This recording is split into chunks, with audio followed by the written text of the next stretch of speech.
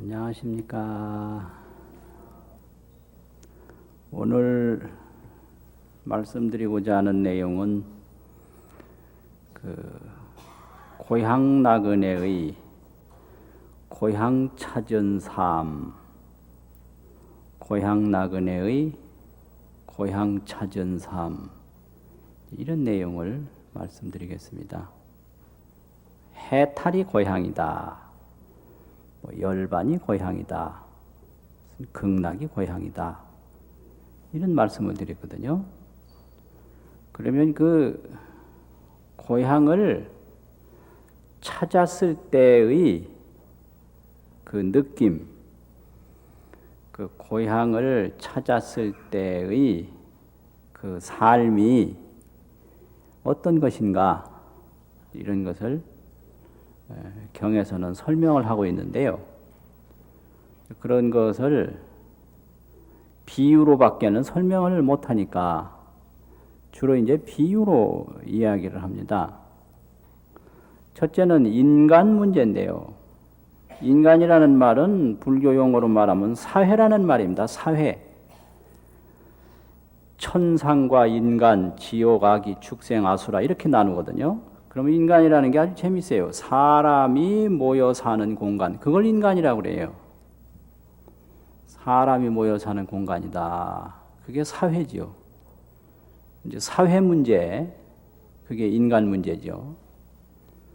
이제 둘째는 인생 문제인데요.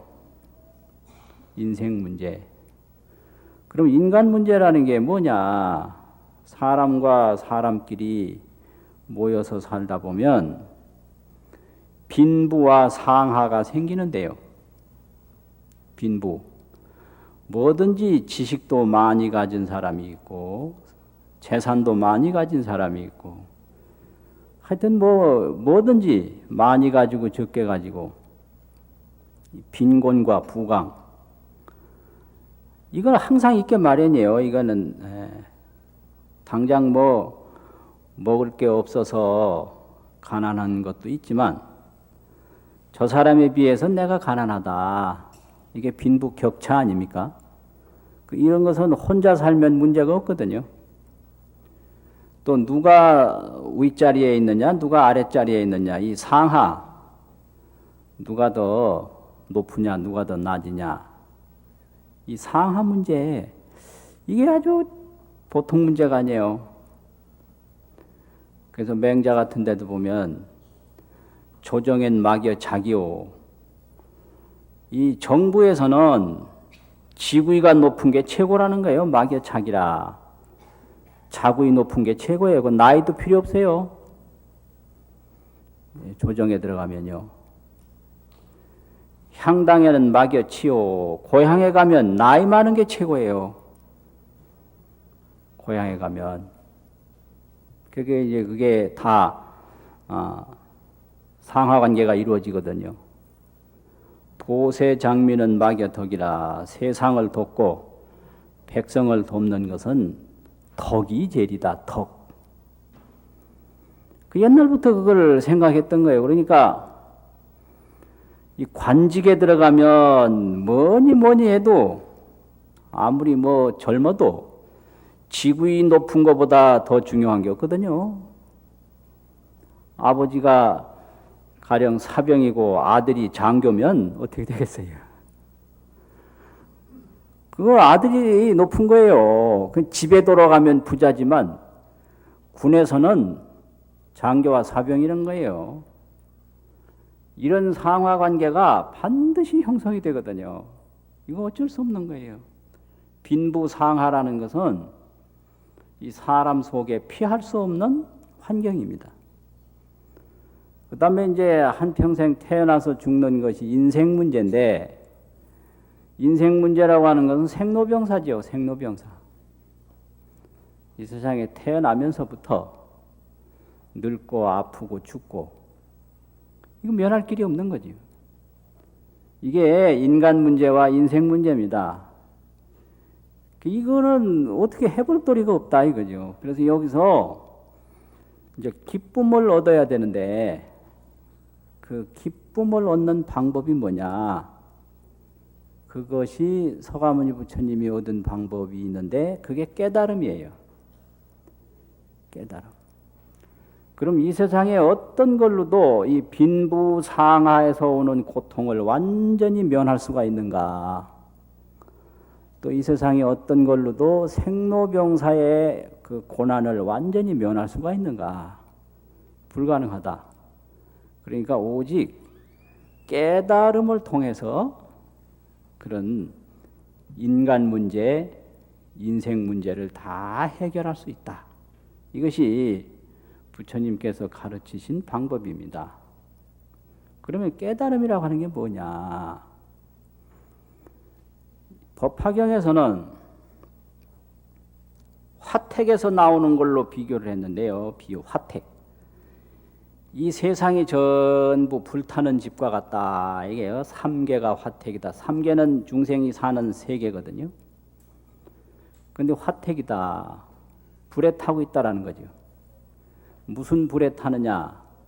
무상의 불, 덧없는 불이 계속 타니까 젊은 사람도 금방 늙고 늙은 사람 죽고 있던 것도 없어지고 이 무상의 불이 계속 타는 거예요. 불이. 그러니까 이것이 생멸법, 변혁법이에요. 생겼다 사라지고 변하고 바뀌고. 그러니까 여기서 항상 괴로움이 따르는 거예요. 무엇을 얻어놔도 완전한 게 없고 금방 또 바뀌고 또 바뀌고. 그래서 이 불 속에 다 들어있는 게 우리 중생이라는 거죠. 그래서 이 불타는 집 속에 있으면 아무리 어떤 구석으로 피한다든지 아무리 어떤 곳으로 자리를 잡아도 불길을 면할 수가 없다 이거죠. 그러면 그 불타는 집에서 불길을 면하는 방법은 뭐냐? 그 불타는 집에서 나오는 거죠. 화택에서 나오는 거. 나오지 않으면은 불길을 면할 수가 없거든요. 그러니까 이 세상에 깨닫지 않으면은 그 생로병사라든지 빈부고하의 고통을 면할 길이 없다. 이게 다 무상한 변혁법이니까 그걸 얘기하는 거예요. 그래서 화택에 있는 사람은 화택에서 나오지 않는 한 지금 당장 불길이 몸에 오지 않는다고 하더라도 언젠가는 금방 불길이 내 몸에 다가온다. 이걸 얘기하는 거예요. 그리고 이 세상을 고해라고 그러지 않습니까? 생사가 고해라고 그러고 이 세상이 고해, 고통바다라고 그러잖아요. 그러니까 바다에 있는 한 아무리 일시적으로 물결이 잔잔하다고 하더라도 그 파도를 피할 길이 없고 바다에서 빠지지 않기가 어렵다라는 거예요. 그래서 바다에 있는 사람은 저 피안으로 바다가 아닌 저 언덕으로 피안으로 나아가야 된다. 그래서 바다 속에 있는 사람이 안전하기를 바라는 것은 그건 기대할 수 없다는 거죠. 그러면 이게 바다에 있는 건 뭐냐? 역시 우리 인간 속에서 생로병사의 과정을 겪어가는 사람을 바다로 비유한 것이고요. 피안으로 나아가는 것을 깨달음으로 비유한 거예요. 그러니까 우리 인간들은 이 세상에서 이 몸 그대로 건강하십시오. 만수무강하십시오. 이래요. 이 어법도 틀렸다고 그럽니다. 이 말이. 명령어를 하다로 붙일 수가 없다라는 거예요. 그런데 하십시오. 이게 건강하십시오. 이게 명령어인데 이거는 형용사 하다는 명령어가 안 되는 거거든요. 그러니까 우리가 이 문법도 틀리게 그냥 막 듣기 좋은 말이니까 막 쓰는 거예요. 그렇잖아요. 행복하게 사십시오 이 말은 좋지만 행복하십시오 이거는 어법에 안 맞는 거예요. 하다가 명령어가 될 수가 없거든요. 그래서 뭐 말이 되는지 안 되는지 구분도 않고 그냥 막 그냥 듣기 좋은 말은 서로 하다 보니까 행복하십시오, 오래 사십시오, 건강하십시오, 부자 되십시오, 출세하십시오. 이거는 전부 바닷속에서 영원히 기쁨을 누리자는 그런 생각이고, 불타는 집에서 지금 늙어가고 있는데 늙지 말라는 거거든요. 인생 문제는 생로병사 문제인데, 생로병사가 지금 시시각각으로 펼쳐지고 있는데 만수무강하라는 얘기는 이게 순전히 거짓말이죠. 이거는 또 거짓말인 줄 알고 하고 거짓말인 줄 알고 들으면서 하는 사람도 거기에 마취돼 가지고 즐겁고 듣는 사람도 즐거워요. 왜 아파도 잠시 마취제를 놓으면 아픈 줄 모르지 않습니까? 그래서 이제 팍상 늙었는데도 하나도 안 늙었네요. 그러면 순간 마취가 일어나는 거예요. 그러니까 이제 말하는 사람도 마취가 돼요. 하나도 안 늙었네요. 말을 해놓고 보면 역시 또 안 늙은 것처럼 보이는 수도 있어요. 그런데 그건 전부 거짓말이거든요. 다 거짓말이에요. 그래서 만수무강하라는 얘기에 속아서 정말 만수무강할 줄로 알면 그건 아주 잘못된 거고, 영원히 건강하라는 말 속아서 그 영원히 건강할 수가 없는 거지요. 그러니까 바다에 들어가서 파도 없기를 바라는 거나 빠지지 않기를 바라는 것은 그건 힘든 거다. 피하러 나가야 돼요. 저 언덕으로 튼튼한 육지로 나가야 된단 말이죠. 그게 깨달음이에요. 그게. 그리고 무명과 대명이란 말이 있는데요. 무명이라는 얘기는 역시 그것도 비유에서 나온 얘기인데 밝음이 없다라는 거예요. 어두운 공간이에요. 무명. 근데 이 어두운 공간에 있는 한 아무리 뭐 등불을 갖다 비춘다 뭔다 하더라도 역시 어두움에서 완전히 벗어날 수는 없는 거예요. 그러면 어떻게 어둠에서 벗어나느냐? 대명이 떠야 돼요. 대명. 큰 해가 그 공간을 비추게 되면 등불도 필요 없고요. 전등도 필요 없고 그냥 밝은 거예요. 그래서 어두움 속에서는 어두움을 피할 길이 없다.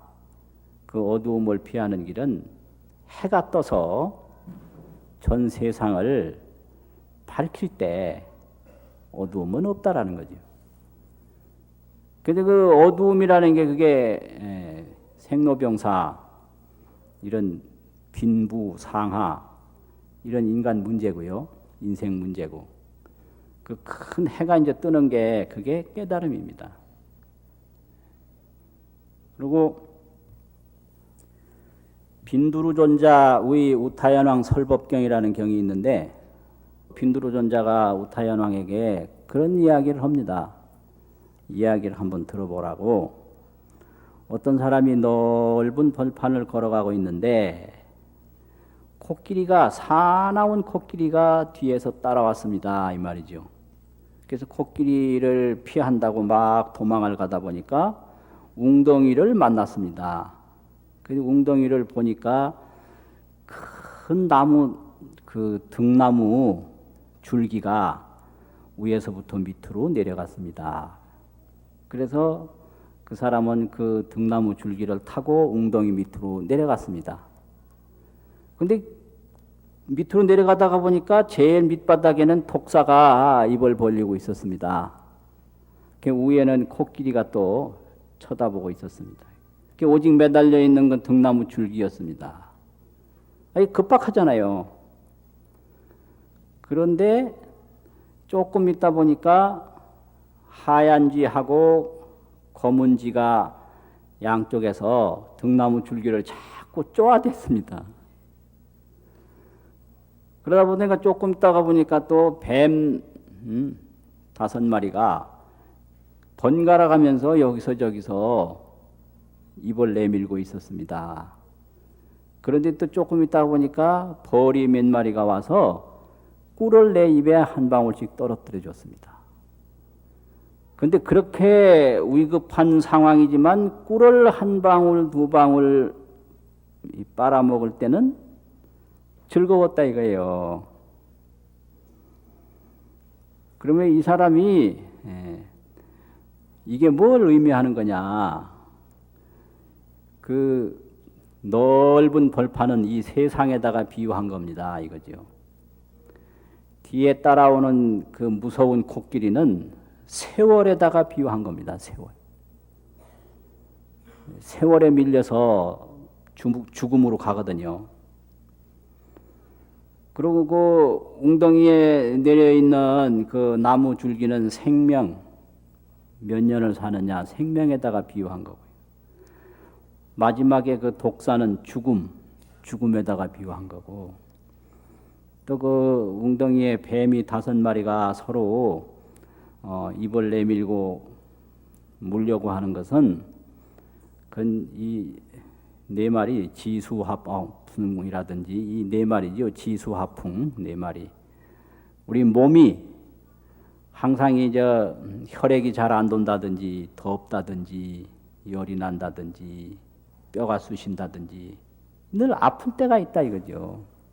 그 지수화풍의 그 몸이 늘 병이 찾아오는 것에다가 비유한 것이고요.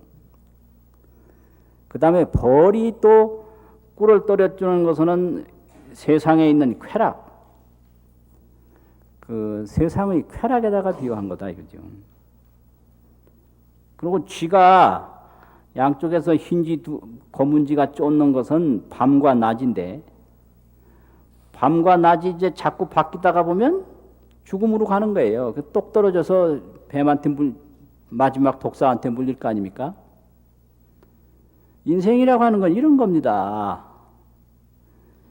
그래서 이 세상의 기쁨이라고 하는 것은, 깨닫지 못한 기쁨은 그렇게 위급한 상황에서 잠시 잊으면서 꿀 한 방울씩 받아먹는 것과 같은 건데, 세간의 쾌락에 그런 큰 의미를 둘 수가 없습니다. 그래서 나는 구도의 길을 택한 것입니다. 이렇게 구도자와 왕자의 대화가 이루어지는 내용이 빈두르존자의 우타연왕 설법경이거든요. 우타연왕을 위해서 법을 설한다 이거예요. 아주 중요한 얘기인데요. 그러면 이런 것을 딱 당한 사람이 있다고 하자. 이게 어떻게 하면 이 사람이 그 위급한 상황에서 벗어날 수가 있을까? 이게 아주 문제거든요. 도저히 벗어날 수가 없습니다. 위에는 코끼리가 딱 지키죠. 밑에는 독사가 있죠. 그 영원히 또 매달릴 수도 없는 게 쥐가 지금 계속 양쪽에서 쫓고 있죠. 또 편치도 않는 게 작은 뱀들이 또 자꾸 번갈아 가면서 입을 내밀고 있죠. 여기서 벗어나는 길은 딱 한 가지밖에 없어요. 뭐냐? 그런 꿈을 꾸다가 딱 깨났을 때, 그럼 뭐 코끼리도 뱀도 뭐 쥐도 다 없는 거예요. 아무것도 없는 거예요. 그와 같은 꿈을 꾸다가 그런 악몽에 참 지금 막 괴로워하다가 딱 깨는 순간에 그건 싹 없어지거든요. 그게 깨달음이에요. 그래서 이 깨달음이라고 하는 것은 꿈에서 깨어나는 것과 같다.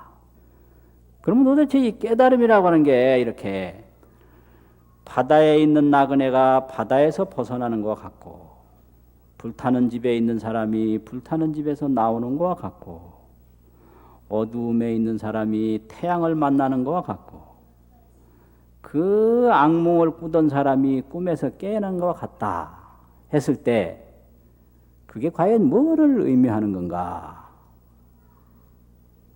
저기 그 베트남 스님으로서 유명한 스님이 있는데요. 그분은 깨달음을 그렇게 설명하셨어요. 궁극적 실제와 만나는 것이다. 궁극적 실제가 있다 이거지. 아주 좋은 말씀이에요. 그럼 궁극적 실제와 만나는 것이라는 것을 다른 말로 표현하면 뭐라고 표현할 수 있을까? 이 세상에 원초적 진실상이 있는데 그 원초적 하나도 변함이 없는 원초적 진실상이 있다. 그 원초적 진실상과 만나는 일이 그 깨달음이죠. 그럼 원초적 진실상이라는 말은 요즘 말이고 한문에서는 그걸 진여라고 합니다. 진여, 참 진짜 같으렸자. 참 그대로다 이거예요. 원초적 진실상이라는 얘기예요. 참 그대로, 진여. 그 전혀 변함이 없다. 이걸 또 여여라고 그래요. 같으렸자 둘 써서 같다. 그러면 진여와 만난다, 뭐 여여와 만난다. 그래가지고 잘 모르거든요. 아주 원초적, 처음과 같이 아주 본래 근원에서부터 있던 처음과 같은 그런 진실상과 만나는 것이 그게 깨달음인데 그걸 이제 깨달아 보면 뭐냐? 예를 들면 이런 거예요. 우리 이 물이 있는데요, 물이 있는데 이 물이라는 것이 때로는 구름도 되고 구름이 저게 뭐냐? 물입니다, 물. 때로는 얼음도 되고 때로는 비도 되고 때로는 이슬도 되고 이게 물이에요. 굉장히 이런 거를 변혁법이라고 합니다. 변혁법. 바뀌어요. 이게 변혁법이라고 그러네요. 이게 변혁성이에요. 변혁성. 자꾸 변하고 바뀌는 성격이죠. 그런데 이슬이 되든 구름이 되든 뭐 얼음이 되든 간에 그 물이라고 하는 속성은 안 바뀌어요. 이게 불변성입니다. 불변성. 그래서 깨달음이라고 하는 것은 이 변혁성에서 불변성을 보는 거예요. 이것이 원초적 진실상입니다. 그래서 원초적 진실상을 보면 좋은 거예요. 얼음이 되면 얼음이 되는 대로 좋고 또 이슬이 되면 이슬이 되는 대로 좋고 구름이 되면 구름이 되는 대로 좋고 그거예요. 그게 깨달음의 세계예요. 그래서 그 원초적 진실상이라고 그러는 게 그게 바로 불변성인데 그 불변성으로 돌아가서 변혁성을 해결해야 되지 변혁성에서 변혁성을 해결하려고 그러면 안 된다라는 게 부처님의 깨달음에 대한 법문입니다. 가르침이에요. 그러니까 이제 얼음 하나를 붙잡고 만수무강하라는 것처럼 야 얼음아 영원히 녹지 마라. 이래가지고 그게 될 법이나 한 소리입니까? 저 아름다운 구름아 항상 흩어지지 마라. 그래가지고 될 일이에요. 구름이 흩어지든 얼음이 녹든 그 물이라고 하는 그 아주 불변성이 있는데 그걸 알아서 때로는 얼음도 돼주고 때로는 구름도 돼주고 때로는 비도 돼주고 이렇게 돼야 되는 거 아니에요. 이렇게 죽음 속에서 죽음이 없는 진실상, 늙음 속에서 늙음이 없는 진실상, 이게 원초적 진실상이거든요. 그걸 보는 게 그게 깨달음입니다. 그게. 그래서 부처님이 왜 여유롭게 돌아가실 수 있는가? 죽음이 없는 진실상을 봤기 때문에 죽음을 여유롭게 맞을 수가 있는 거예요. 그러니까 이제 일반 사람들은 죽음 자체만 보지 죽음이 없는 진실상을 못 보는 거죠. 그래서 항상 삶에 대한 집착과 죽음에 대한 두려움을 가지고 있으니까 이 생사의 고통이라는 건 피할 수가 없는 거예요. 그래서 정말로 이 편안하고 싶으면 죽음이 없는 진실상을 볼 때 편안함을 얻을 수 있는 거다. 이게 이제 고향 찾는 일이거든요. 그러면 이런 죽음이 없는 진실상을 보면 어떻게 되는가? 아주 원초적 진실상, 궁극적 실제상, 이걸 체험을 했을 때 거기에 한없는 만족이 느껴진다. 이게 부처님 상이에요. 만족. 그래서 이 세상에 만족보다 더 중요한 건 없다라는 거죠. 그럼 만족을 얻으면 그 다음에 무슨 반응이 나타나는가? 평화입니다. 평화. 평화가 있어요. 그래서 이 세상에 정말로 그 기쁨이라고 하는 것은 자기 마음이 먼저 평화가 돼야 돼요. 자기 마음이 평화되는 것보다 더 중요한 일은 없습니다. 그래서 이 세상에 그 중요한 만족을 어디서 얻어야 되는가? 내 마음을 평화시켜서 만족을 얻을 수가 있어요. 그러니까 내 마음이 평화되지 아니한 상태에서는 어떤 환경이 바뀌어도 마찬가지라는 거예요. 내 마음이 평화되지 않았기 때문에. 그래서 내 마음이 평화가 되면 절대적인 만족이 있는 거예요. 그래서 이 몸이라고 하는 것이 물이라고 하는 불변성의 변혁성이기 때문에 그 불변성의 환경에 지배를 안 받는 만족, 그게 절대적인 만족이에요. 얼음이라고 그러는 게 그게 변혁성이고 물이라는 게 불변성 아닙니까? 그럼 얼음이 녹아도 좋다 이거예요. 그러니까 늙음과 죽음이 전혀 나의 만족을 해칠 수가 없어요. 이게 부처님 만족이에요. 이런 얘기를 믿지 못하죠. 믿지 못하니까 이런 만족을 못 얻는 겁니다. 믿는 사람만이 얻을 수가 있어요. 그렇잖아요. 그러니까 죽는 순간도 만족한다 이거죠. 이 지혜가 고도로 높아지면 이 세상에 만족하지 않을 때는 아무 데도 없다. 이게 깨달음의 만족입니다. 이게 그래서 아주 이게 문제인 게 항상 얻어도 부족하고 받아도 부족하고 들어도 부족하고 맨날 아부하는 사람 뭐 자기한테 잘 보이려는 사람이 오면 맨날 칭찬해 주거든요. 그러니까 그거 아주 고약하더라고요.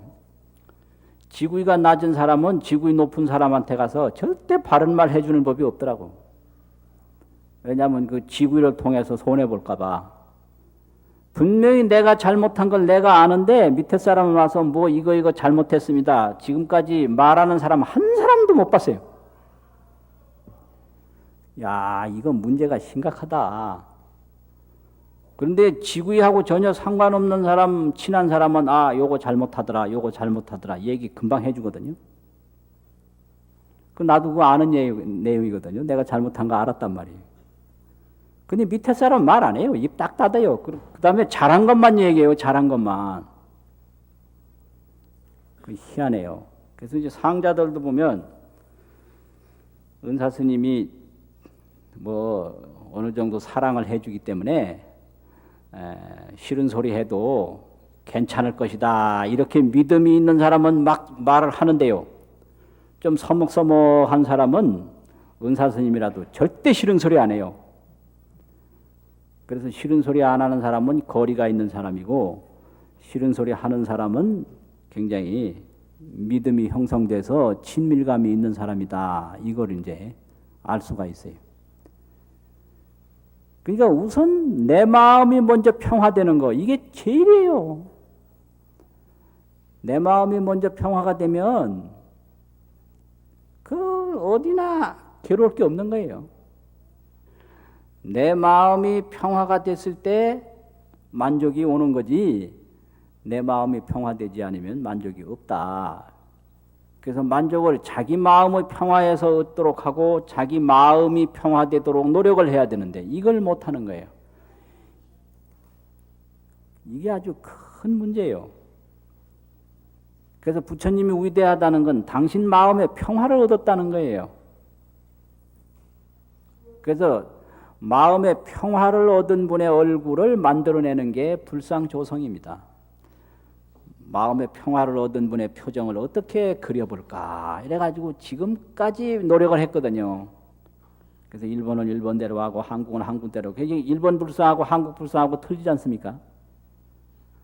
그래서 평화를 얻은 분의 표정을 지극정성을 다해서 그려낸 업적물이에요, 다들. 그러니까 아주 중요한 거예요. 그래서 이 문화라는 게 이렇게 되거든요.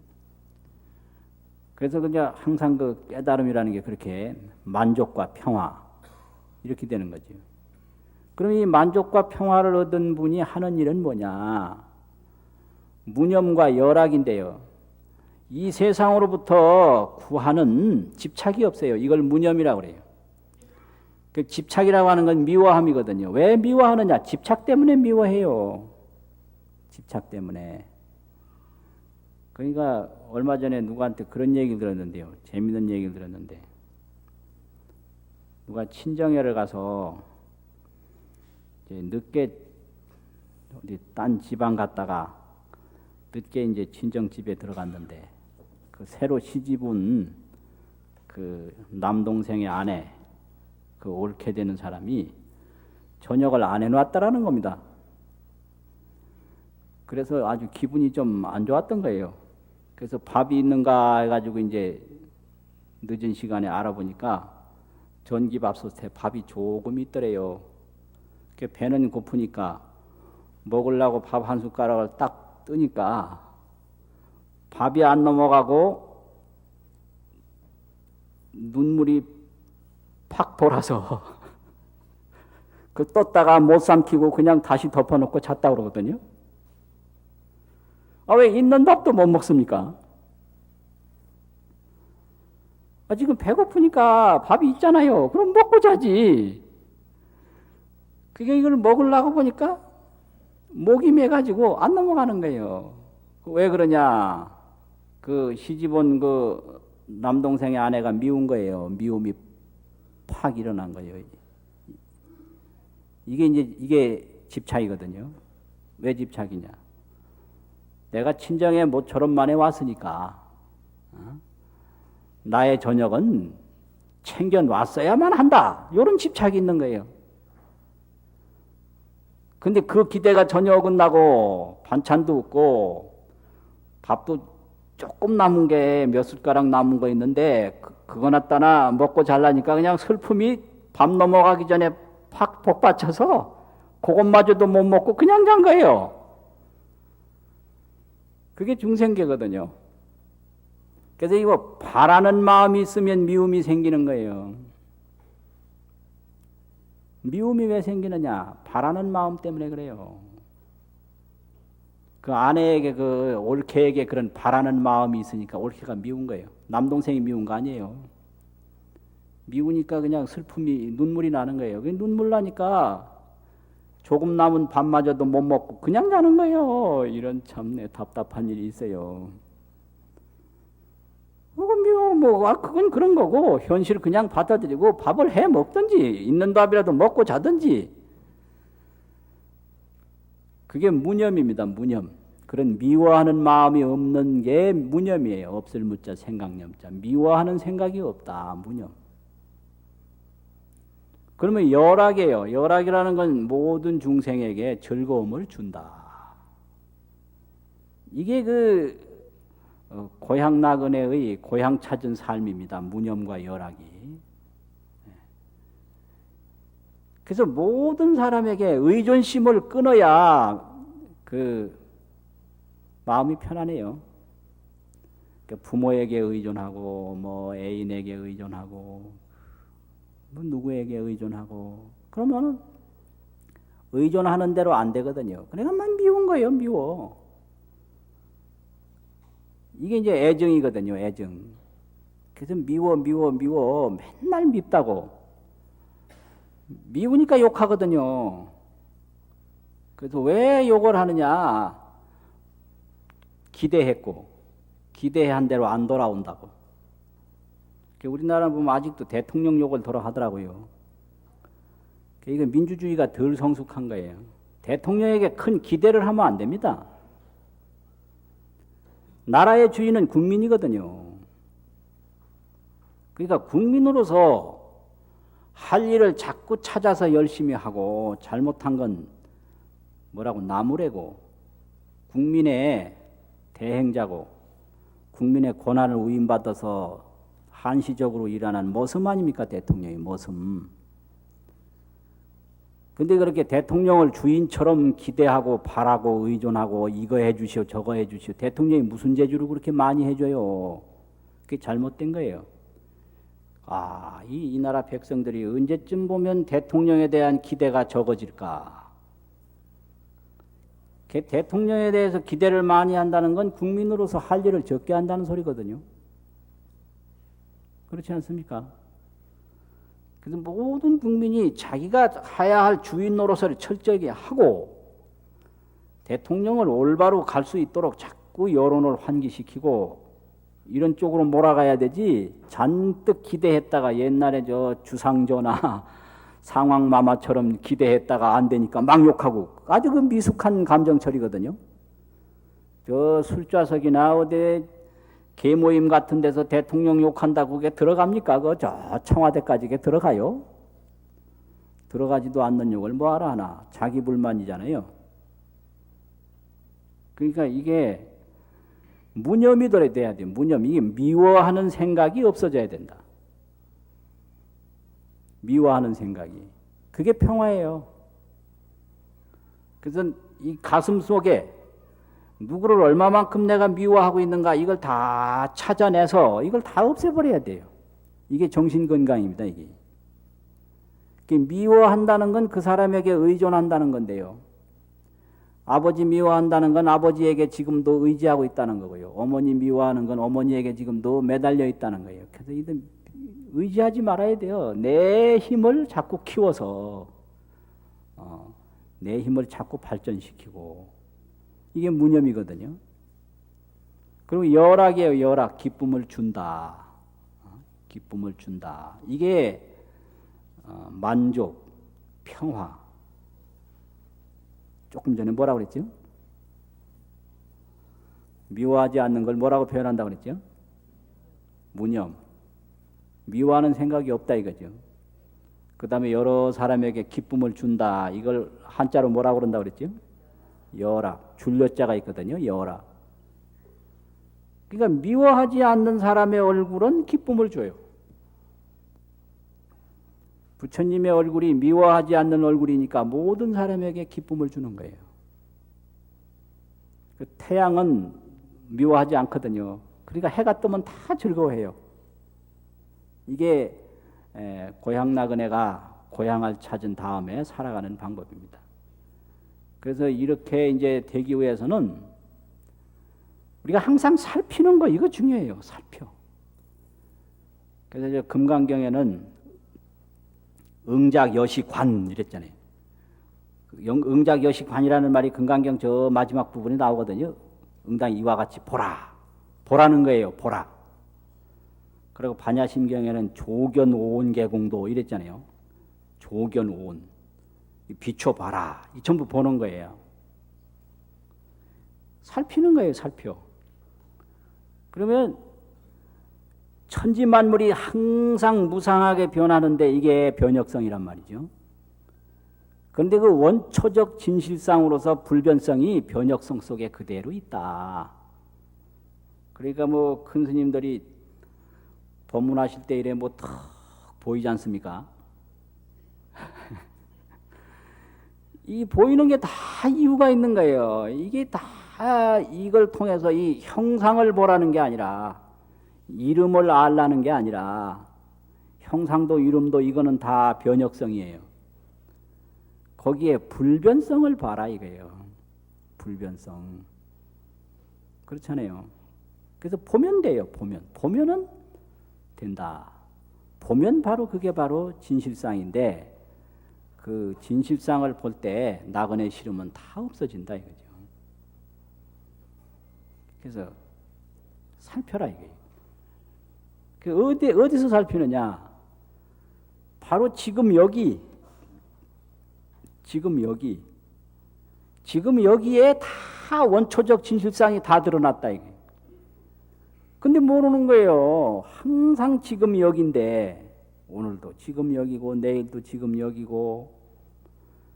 그런데 지나간 거 생각하다가 다가올 거 걱정하다가 허둥지둥 돌아다니다가 내가 어디서 걸어왔는지, 걸어오는 사이에 뭐가 있었는지 까맣게 모릅니다. 심지어는 경을 읽을 때도요, 반야심경을 읽을 때도 계속 그냥 암만 생각하고 읽다 보면 내가 읽었는지 안 읽었는지도 몰라요. 다 읽고 나면. 그게 이제 살피지 않는 그게 고통이거든요. 그래서 항상 순간순간 자기가 있는 곳을 살필 때 그게 명상이에요. 그게 원초적 진실상과 만나는 행위예요. 살피면 보인다.